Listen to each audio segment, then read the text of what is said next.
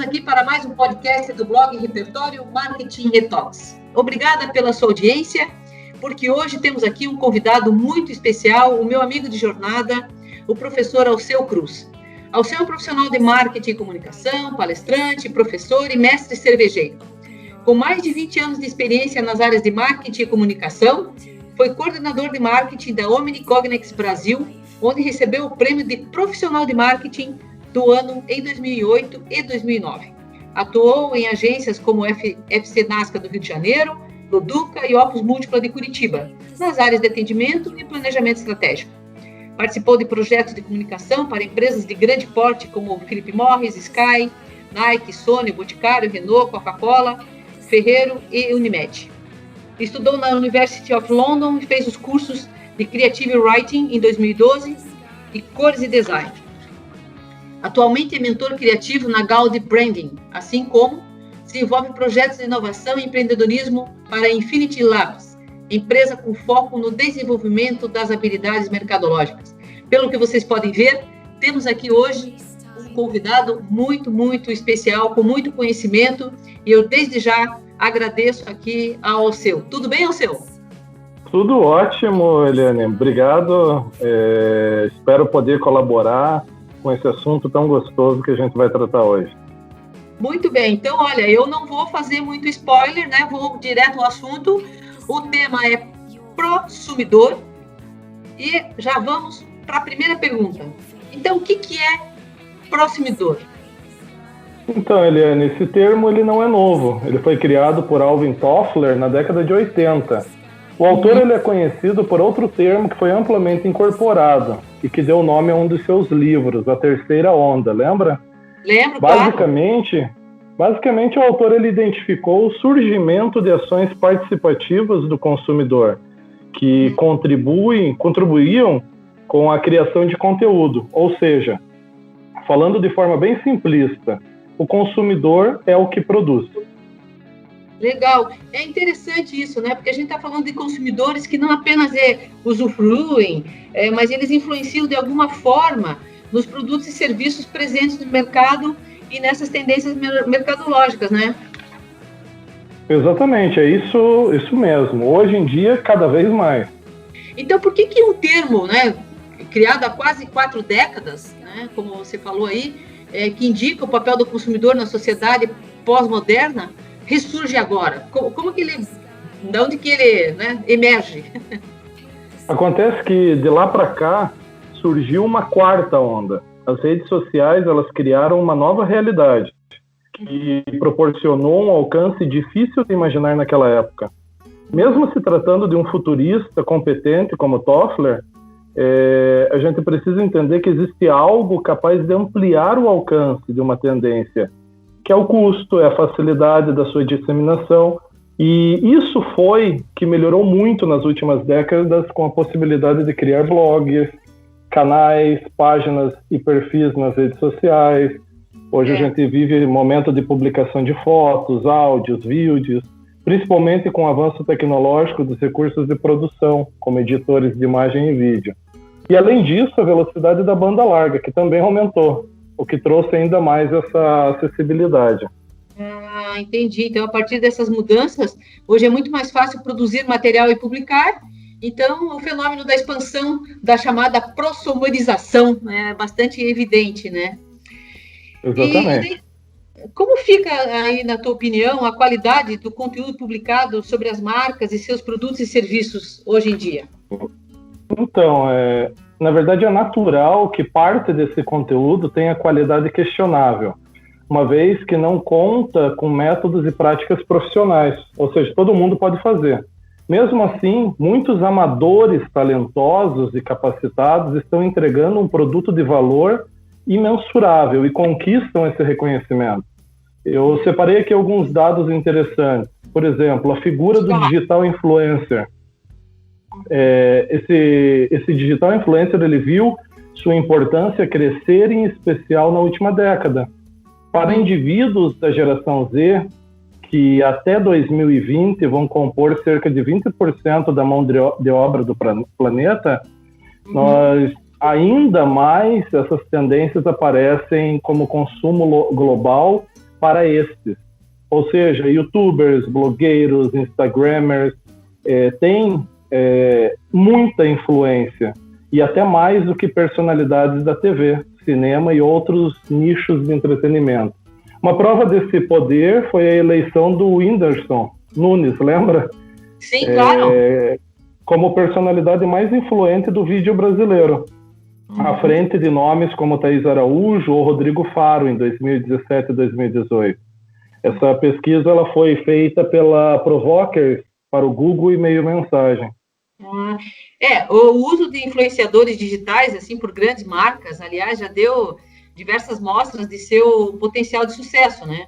Apenas para elucidar, a TIM chegou a atingir o Trending Topics do Twitter após uma transmissão ao vivo da vlogger Kéfera Bookman, né? Em seu canal do YouTube. Sim, aqui de Curitiba. Os 5 minutos, né? Então, há casos ainda do uso de influenciadores em outras mídias, como no caso da 3CM, que optou pela blogueira de moda e beleza, a Camila Coelho, para atuar em uma de suas campanhas de TV. Exatamente, o crescimento é enorme desses influencers. E cada vez tem maior importância mesmo, porque o consumidor, ele hoje está muito, assim, atento da importância de ter pessoas próximas, né? Normalmente ele tinha um familiar que pedia uma opinião, ou ele via a propaganda de massa. Hoje em dia, o influenciador que ele possa confiar, ele também está atento ao que ele tem a dizer sobre uma determinada marca e seus produtos e serviços, né? E cada vez mais cedo, né? Hoje nós não vemos somente a geração Z, a gente vê as crianças mesmo sendo influenciadas por esses digitais influencers, né? E já tem criança também sendo influencer, né? Exatamente. E também influenciam. É verdade que o controle remoto ele deu alguma autonomia para esse telespectador. É possível passear hoje com facilidade pelos canais durante os comerciais, ou mesmo quando um programa não agrada, né? Mesmo com a TV a cabo. A alternativa, que apresenta maior interatividade devido à adoção de uma abordagem multicanal das emissoras, é que o consumidor fica bastante restrito à programação, ou seja, chato. Ele tem limitações em relação ao que pode selecionar de conteúdo e uma interferência limitada. Além disso, é bom a gente notar que ele não tem como gerar um sinal e compartilhar o que ele está pensando com o próprio conteúdo televisivo. Portanto, esse consumidor clássico, esse é o consumidor clássico, é aquele que não participa, não interage com a comunicação. Qualquer pessoa que assume uma postura passiva em relação a esse conteúdo que consome deve ser considerado um consumidor, mesmo que ele prefira não assistir a televisão. Entende? Já o prosumidor, ele pode ser comparado à maioria dos usuários de internet, ou ainda num exemplo de telespectador que assiste o Netflix. Ele escolhe os conteúdos que vai acessar, ele interage, ele compartilha, ele produz, ele dissemina material sobre esse conteúdo em tempo real. Essa riqueza de informação, ela criou uma maior concorrência. Quem quiser se destacar e criar autoridade nesse disputado mercado, precisa ser capaz de criar material relevante, inteligente, divertido e atual. Só assim ele vai conseguir competir com o atual impulso criativo desse prosumer. É interessante porque as marcas, elas também não podem deixar ao vento, né, que os comentários sobre a sua marca que não tenha uma, vamos dizer assim, também uma certa condução nisso, né? No sentido bom da palavra, né? Que no mundo digital haja também um trabalho da presença digital de uma marca e que ela, obviamente, também tem ali os influenciadores, né? Os seus clubes, vamos dizer, de fãs dentro dos canais digitais, para também defender, muitas vezes, a marca de ataques de pessoas que gostam um pouco menos da marca, enfim, ou que não são tão simpatizantes, ou tem algum comentário, o que é saudável, né? As pessoas fazerem comentários, Na verdade, a marca, antes, ela só pesquisava e utilizavam os dados da pesquisa para criar a comunicação. Hoje não, hoje ele tem que dialogar com esse consumidor. Então as agências, as marcas, cada vez mais, elas têm que ser participativas. Elas têm que conhecer o comportamento desse consumo. Ela tem que entender o mercado, ela tem que vislumbrar uma tendência para as próximas gerações. E isso é profundamente planejamento e estratégia. É interessante porque às vezes a gente vê ainda marcas aí que não estão presentes no mundo digital. Tem comentários negativos dessas marcas aí nas redes e até em sites específicos para queixas e reclamações dos consumidores. E essas marcas, elas insistem em não entrar nesse mundo, né? Então, elas estão deixando, na verdade, que a sua marca fique ao léu, fique ao vento e tome lá o rumo que tiver que tomar.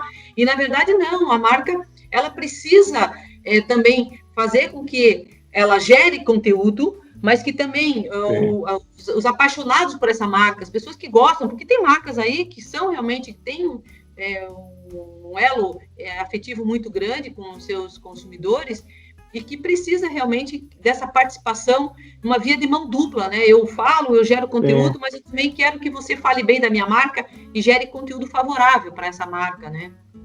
E como a gente falou agora há pouco, a concorrência concorrência é grande. Então, se essa marca ela não se preocupar em fazer, alguém vai fazer. Isso mesmo. E o consumidor vai seguir esse que está fazendo. É interessante, já que nós estamos nessa conversa, né, qual é a importância, então, para a gente não pular aqui a sequência do pensamento, e qual é a importância, então, desse prosumidor na era digital? Então, uma característica muito óbvia do prosumidor é que, além de produzir, ele consome. Precisa ficar bem claro isso. Ele é o consumidor do produto, mas ele produz conteúdo para essa marca e para esse produto. Porém, de uma maneira bem especial, eu gosto de sempre trabalhar alguns exemplos. Veja os compradores de softwares no modelo SaaS, software de serviço. Nesse caso, eles podem ser freelancers, como compram programas para exercer suas atividades. Embora, na verdade, eles não possuam um grande poder de compra. Normalmente, necessitam de versões mais baratas para viabilizar o uso. Eles funcionam com grandes influenciadores de mercado. Nesse caso específico, as empresas para as quais eles prestam o serviço acabam forçadas a adquirir os mesmos sistemas ou optarem voluntariamente por seu uso ao perceberem essas vantagens. Mas esse foi apenas um exemplo. Grande parte dos clientes eles podem assumir um papel de produtor de conteúdo, se forem suficientemente estimulados para isso. O consumidor ele gosta de participar, ele quer interagir, e isso que faz uma grande diferença. E a gente vê muitas vezes o consumidor mesmo gravando vídeos em casa, mostrando como está usando aquele produto, como aquilo facilita a sua vida, e falando bem dos benefícios, e que faz muito, faz de forma espontânea, né? Sim, até lembrei agora daquele caso do Ruffles, que fez um concurso de sugestão de sabores inéditos, lembra? Da batata frita? Sim, 2009. Quem ganhou levou 1% do faturamento com as vendas do sabor. Foram mais de 2 milhões de ideias que surgiram de forma global. Foi fantástico. Aí é o consumidor, aí vamos dizer, o prosumidor exercendo um papel em que ele participa ativamente da produção de um produto, né? Que não é só produzir conteúdo na internet, é contribuir para a qualidade do produto, serviço também, né? Melhorias, enfim. Sim, é o design thinking aparecendo, é a inteligência estratégica aparecendo, são vários temas que a gente pode abordar em outros podcasts que são muito reais hoje, e cada dia mais os prosumidores eles impactam isso, né? É interessante esse resgate do termo, né, que veio agora, estamos falando nessa nova era da economia digital. Então a gente vê como esses prosumidores acabam impactando a transformação digital, né? Como é que você vê isso? No que se refere à transformação digital, que a gente está falando muito hoje em dia, eles funcionam como indutores dos estágios de transformação. É claro que as inovações não são aceitas por todos em um primeiro momento. São etapas. A difusão da inovação, ela depende de que os consumidores pioneiros utilizem, experimentem, testem, avaliem e validem novos produtos e serviços, antes de que eles possam ser escalados de forma mais abrangente, né? Obviamente, para alguém interessado em produzir conteúdo, é muito mais atrativo abordar uma novidade do que algo corriqueiro. É bom falar de novidade. Alguns deles, inclusive, chegam a apelar para notícias fantásticas, né, e reais, apenas para chamar atenção, que é um perigo. Apesar de ser uma prática condenável, isso reforça a ideia de que eles procuram por audiência. Então, o prosumidor, ele está buscando audiência. Logo, podemos dizer que estamos falando de um casamento perfeito. A transformação digital depende de que as suas inovações sejam disseminadas. E, por outro lado, o prosumidor, ele quer novidade para gerar conteúdo atrativo. Exato. Ele busca a informação, ele está atrás da informação. E tendo isso em vista, é preciso lembrar que esse novo consumidor assumiu esse papel de influenciador. É difícil até imaginar alguém que em algum momento não atuou como prosumidor, produzindo e divulgando informação. O poder de influência e decisão dos clientes não tem precedentes na nossa história. A gente está cada vez mais participando da evolução e disseminação de novos produtos, né? É interessante, a gente tem aqui uma nova forma de como os produtos e serviços, né, também são comunicados.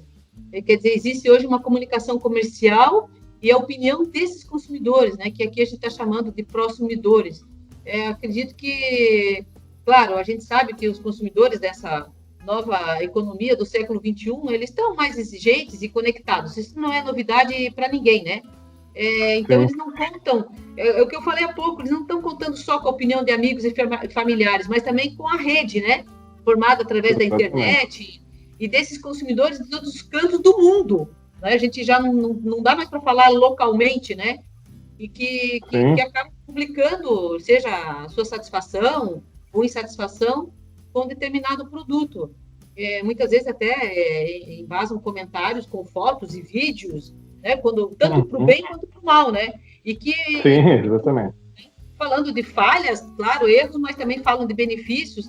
Enfim, como você diz, ele não tem precedente essa vontade e essa forma espontânea de estar, digamos assim, trazendo informações, conteúdo relevante sobre os produtos e as marcas que andam por aí. Mas o que você acha disso tudo?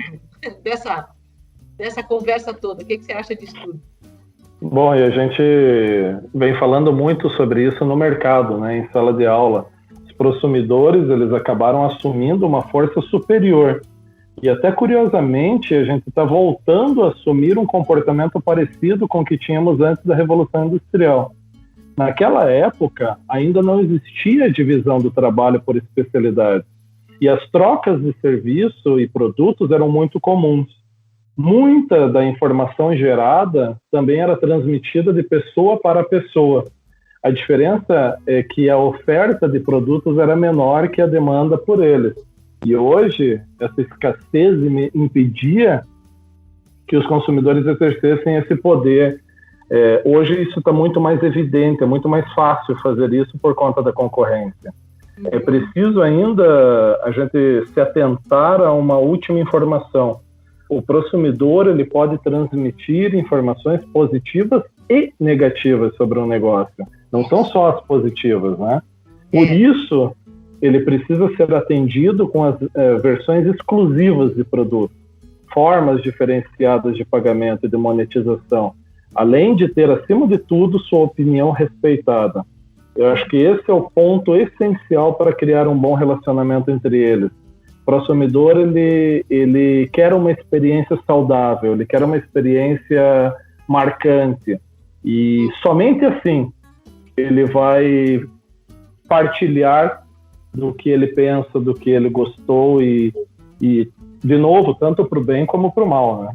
Uhum. É verdade.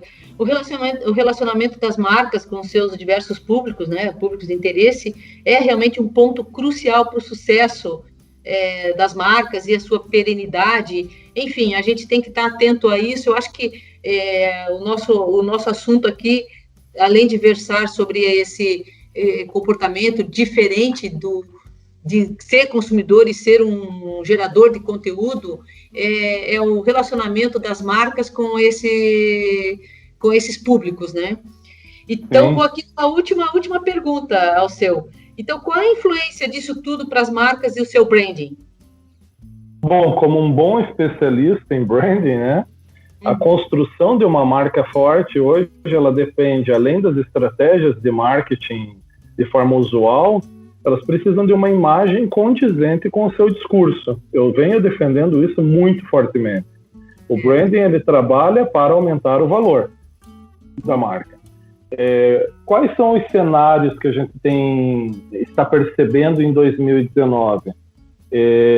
Muito claramente 3, tá? As marcas, elas são e estão sendo mais corajosas. O engajamento do público está cada vez mais difícil. Tá? Portanto, revisitar o papel do consumidor nos esforços de marketing acaba sendo fundamental.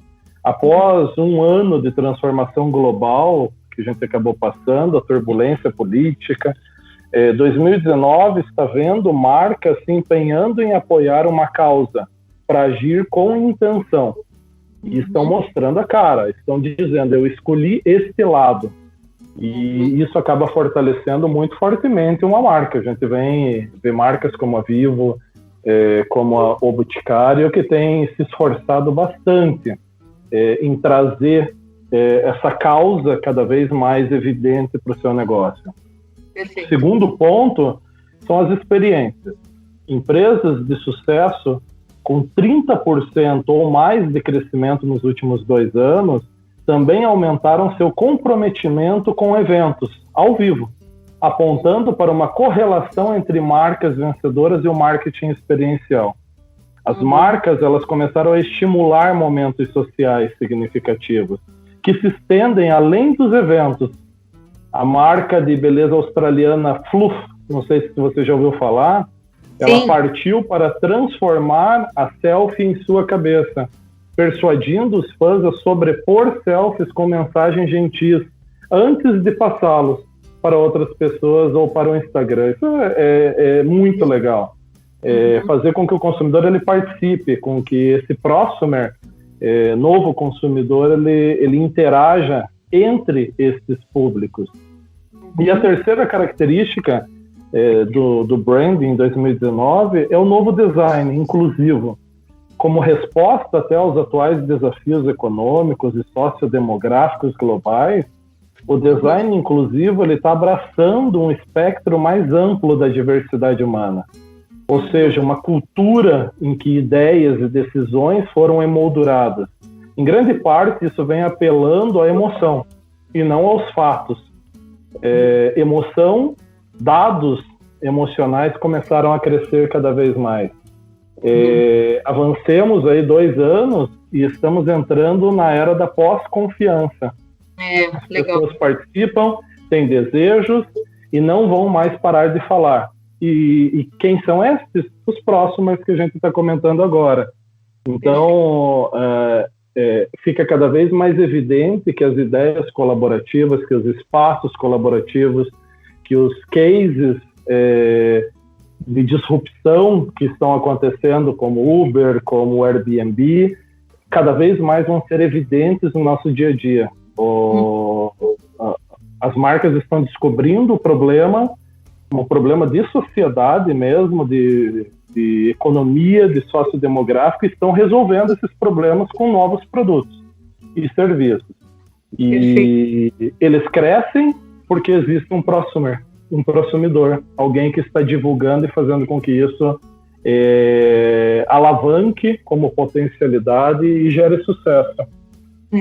Bom, muito legal essa tua visão aí do cenário. Eu gostei, a gente no nosso blog aqui tem abordado bastante a importância das marcas terem um DNA, porque, obviamente, com o DNA você tem o norte da marca, você tem a forma de contar uma história da marca, o storytelling, e a gente também fala sobre branding, né? Então, essa questão da causa, seja através de um propósito legítimo, né, que a marca possa abraçar e engajar, de fato, o consumidor, e que a marca, quando ela, de fato, tem uma essência, um propósito, um posicionamento também forte, vigoroso, ela consegue engajar mais. E, claro, que se aqui nós fôssemos falar da geração millennium, aí, como é que ela está olhando essa questão toda de propósito de marcas alinhado com o consumo dos produtos e serviços de determinadas marcas, nós não sairíamos daqui hoje, né? Exatamente. Olha, tem assunto para falar por gerações, né? É verdade. Falar só sobre a geração Baby Boomer, acho que só os millennials, a Y, é muito assunto. Então, olha, sinceramente, assim, muitíssimo obrigada pela tua participação aqui no blog Marketing Repertório e Talks, e tenho a certeza de que esse é um assunto de extrema relevância para as marcas e também para todos aqueles que nos acompanham aqui no nosso blog. Muito obrigada, viu? Eu é que agradeço, Eliane, e ao seu canal. Muito bom poder falar sobre esse assunto tão relevante. Quem quiser até conversar mais sobre esse assunto comigo, pode entrar em contato através do meu site, infinitylab.co. É isso mesmo, é só co no final, CO. Então, de novo, infinitylab.co. E muito obrigado, só tenho que agradecer a você e a oportunidade, Eliane. Legal. E a você que nos ouve, muito obrigada também pela sua participação e pelo seu precioso tempo em nos ouvir. E lembre-se, cadastre-se lá no nosso blog, repertóriomarketingtalks.com.br, nos siga nas redes sociais, porque lá sempre tem novidades para você. Grande abraço, tchau, tchau.